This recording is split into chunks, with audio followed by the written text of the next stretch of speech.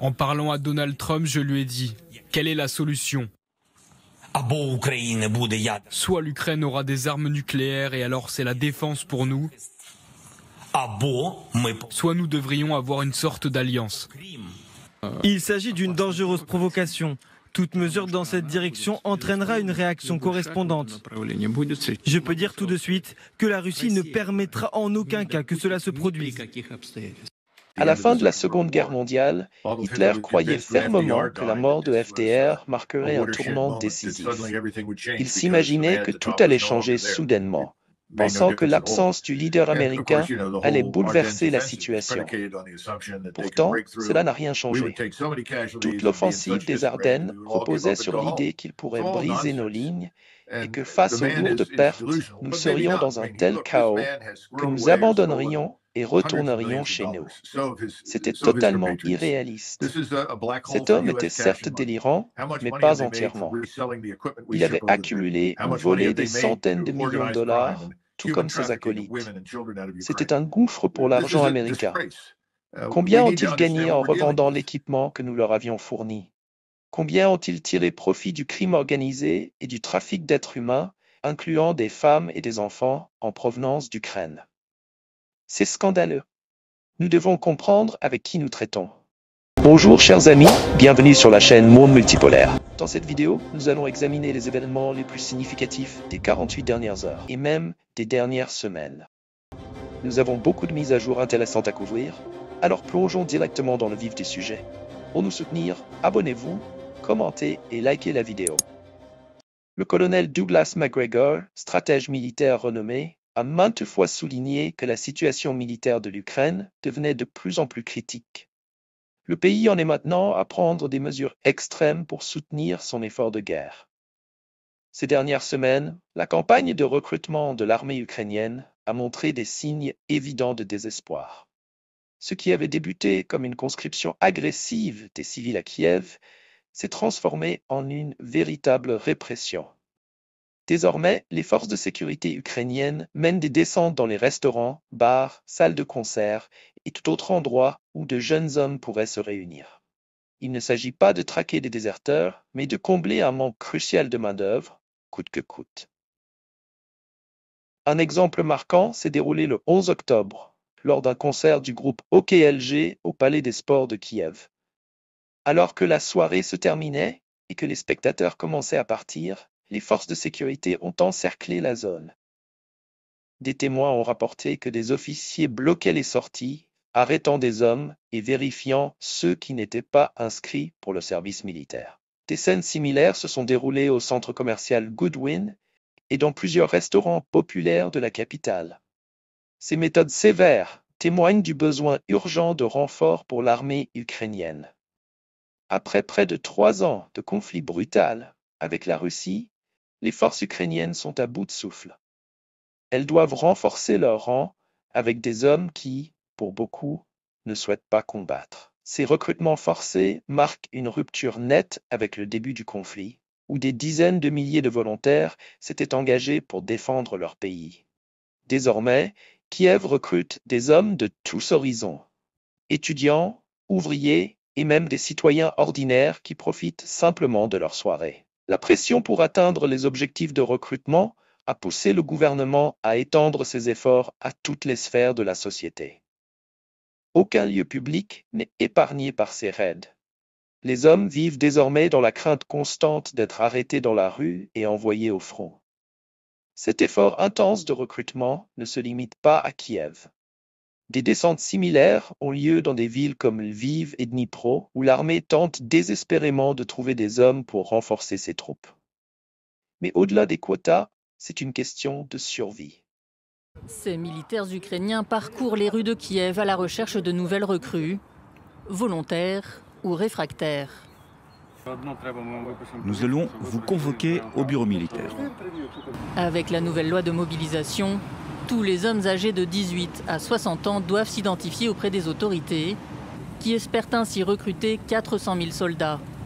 Les jeunes peuvent être appelés à combattre dès l'âge de 25 ans, au lieu de 27 jusque-là.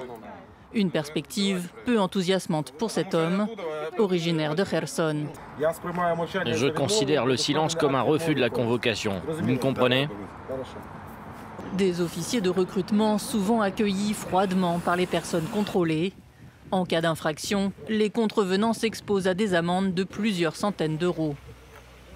Sur le front, les assauts russes sont de plus en plus difficiles à repousser, particulièrement dans la région de Kharkiv et de Donetsk.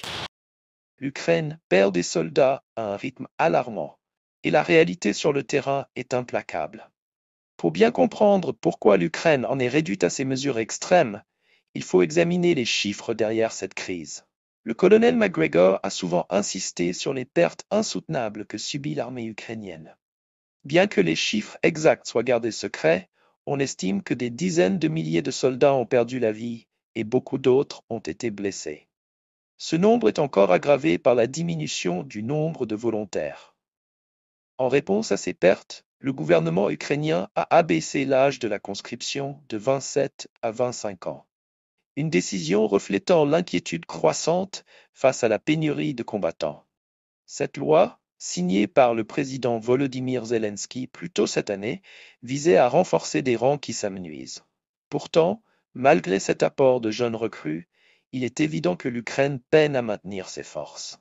En outre, les exemptions pour les étudiants universitaires ont été supprimées, signifiant que même ceux en pleine poursuite d'études ne sont plus épargnés par la conscription. Le gouvernement a clairement l'intention de mobiliser tous les hommes en âge de combattre. Mais pour beaucoup, ce n'est pas un conflit auquel ils voulaient participer. Le moral public est au plus bas, et les méthodes coercitives de recrutement ne font qu'ajouter à la peur et au ressentiment parmi la population. Ce qui est encore plus préoccupant, c'est la disparité des forces sur le champ de bataille. Pour chaque soldat ukrainien, on estime que la Russie dispose de 7 à 10 soldats prêts à engager le combat. Cet immense déséquilibre a contraint Kiev à adopter des mesures de plus en plus désespérées, dans une tentative de tenir la ligne face à un ennemi qui les surpasse largement en nombre. Mais le problème ne réside pas seulement dans l'effectif. C'est la viabilité globale de l'armée ukrainienne qui est en jeu. Avec autant d'hommes tués, blessés ou refusant de se battre, le fardeau qui pèse sur les soldats restants est devenu insupportable. L'Ukraine est confrontée à un effondrement progressif de sa force de combat, conscrit après conscrit. Le coût humain de ces efforts de conscription est énorme, et la réponse du public est loin d'être favorable. Observons la réaction des Ukrainiens face à cette situation désespérée. Le colonel Douglas McGregor a souligné que les divisions internes de l'Ukraine ne cessent de s'accentuer au fur et à mesure que la guerre se prolonge. À travers tout le pays, la peur de la conscription est palpable. Les hommes en âge de combattre évitent désormais les espaces publics, sachant qu'un simple passage au marché ou une sortie nocturne peut se solder par une détention immédiate et un aller simple pour le front. Cette crainte est particulièrement aiguë à Kiev, où les tactiques agressives de recrutement ont transformé la vie civile ordinaire en un véritable pari. Prenons l'exemple d'un homme de 27 ans qui assistait au concert du groupe OKLG le 11 octobre. À mi-parcours de la performance, il a reçu une information selon laquelle des soldats ukrainiens attendaient à l'extérieur, prêts à arrêter les spectateurs. Il a quitté les lieux avant la fin du concert, échappant de justesse à la conscription. Des histoires comme la sienne sont devenues courantes, révélant le malaise grandissant à travers tout le pays. Mais beaucoup n'ont pas cette chance. À Kiev et dans d'autres grandes villes, les forces de sécurité ukrainiennes utilisent des tactiques de plus en plus agressives pour enrôler des hommes dans l'armée, que ce soit lors de concerts, de sorties shopping ou dans les restaurants. Aucun homme n'est à l'abri de la conscription.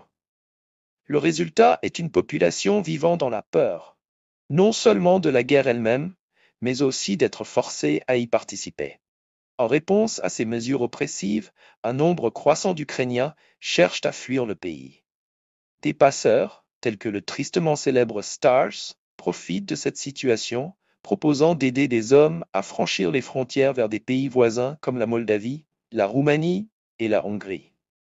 Le coût de ces opérations de contrebande s'élève à $6 000. Pour ceux qui prennent des risques plus importants, comme traverser des rivières à la nage, le prix peut diminuer de 2000 $. Ces récits d'évasion ne sont qu'une partie d'un tableau plus vaste. La tension entre ceux qui sont forcés de combattre et ceux qui échappent à la conscription crée une profonde division au sein de la société ukrainienne. Les anciens combattants revenant du front, épuisés et marqués par les combats, sont de plus en plus en colère face aux jeunes hommes qui choisissent de fuir plutôt que de se battre. Ce ressentiment mine la cohésion sociale dont l'Ukraine a désespérément besoin pour se maintenir. Alors que les tensions internes augmentent, l'Ukraine fait également face à un problème croissant sur la scène internationale. Portons maintenant notre attention sur le soutien déclinant des alliés occidentaux de l'Ukraine. Le colonel Douglas Macgregor a également mis en garde contre l'engagement décroissant des alliés occidentaux de l'Ukraine. Au premier jour du conflit, l'Ukraine pouvait compter sur un fort soutien de l'Occident. Des pays comme les États-Unis et les membres de l'OTAN ont rapidement offert une aide militaire, un soutien financier et un appui politique. Mais à mesure que la guerre s'est prolongée, ce soutien autrefois solide a commencé à s'effriter.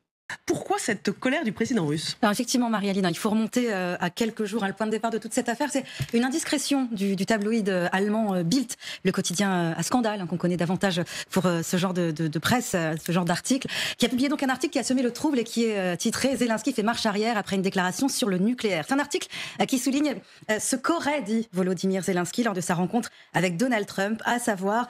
Ce sont très raccourcis dans le journal. Soit l'OTAN intègre rapidement l'Ukraine, soit l'Ukraine redevient une puissance nucléaire. D'autant que dans ce même article, un haut responsable ukrainien, sous couvert d'anonymat bien sûr, affirme que l'Ukraine a de quoi se doter de l'arme nucléaire en quelques semaines. Et il ajoute, l'Occident devrait moins penser aux lignes rouges de la Russie et beaucoup plus à nos lignes rouges. Alors des propos, évidemment... qui rapportait comme ça, résonne comme une menace, c'est le moins qu'on puisse dire, un ultimatum. Et on comprend pourquoi Bild, du coup, parle de marche arrière pour Zelensky. Les alliés occidentaux de l'Ukraine ne sont plus aussi prompts à envoyer de l'aide militaire et leur attention s'est tournée vers d'autres crises mondiales. Pour le président Zelensky, ce changement d'attitude doit être un coup dur. Son gouvernement a largement compté sur l'aide occidentale pour soutenir l'effort de guerre, en particulier dans les régions orientales où les combats sont les plus intenses. Cependant, les livraisons d'armes et d'aide financière ont considérablement ralenti. Avec moins d'armes arrivant, la capacité de l'Ukraine à poursuivre les combats devient de plus en plus précaire. L'Union européenne, autrefois le plus fervent soutien de l'Ukraine, fait maintenant face à ses propres luttes internes. Les difficultés économiques et les divisions politiques au sein de l'Europe ont rendu le soutien continu à l'Ukraine moins certain. Bien que certaines nations restent déterminées à aider Kiev, le niveau d'assistance n'est plus ce qu'il était. Aux États-Unis aussi, il y a de plus en plus d'appels à limiter l'aide militaire à l'Ukraine. Avec les tensions politiques élevées à Washington et une élection imminente, l'Ukraine n'est plus la priorité qu'elle était autrefois. Le gouvernement de Zelensky, qui avait misé sur un soutien occidental continu, se retrouve maintenant face à la dure réalité de devoir mener cette guerre avec des ressources de plus en plus limitées. Ce qui est encore plus préoccupant, c'est que les capacités de production de l'Ukraine sont elles-mêmes limitées. Bien que Kiev ait intensifié ses efforts pour produire des armes localement, la réalité est que si les armes peuvent être fabriquées, les soldats, eux, ne peuvent être facilement remplacés. Avec le soutien occidental en déclin et une résistance interne à la conscription grandissante, l'Ukraine se retrouve dans une position de plus en plus précaire. À mesure que la guerre se prolonge, les défis auxquels l'Ukraine est confrontée sur le champ de bataille et sur le front intérieur ne cessent de s'aggraver. Dans nos prochaines vidéos, nous examinerons de plus près les implications plus larges de cette guerre pour l'avenir de l'Ukraine. Merci d'avoir regardé. N'oubliez pas que notre Patreon et notre canal Telegram seront bientôt disponibles. Bonne journée.